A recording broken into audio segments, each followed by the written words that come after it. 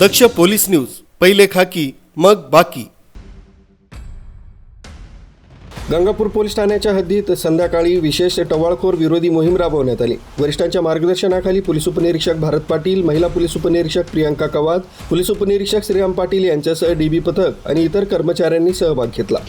या मोहिमेसाठी पंचवटी, सरकारवाडा, मुंबई नाका, आडगाव, मसरूळ पोलीस ठाण्याचे अधिकारी तसंच डीबी स्टाफ तसंच दामिनी पथकाची मदत घेण्यात आली। सर्वांना आवश्यक सूचना देऊन विविध भागात पथके रवाना करण्यात आली।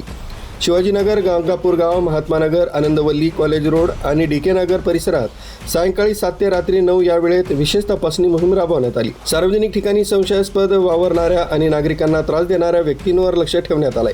या संयुक्त कारवाईत एकूण 70 टवाळखोरांना ताब्यात घेऊन गंगापूर पोलीस ठाण्यात आणण्यात आलं।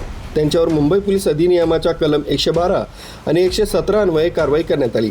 कारवाईनंतर संबंधितांना समज देऊन सोडण्यात आलं।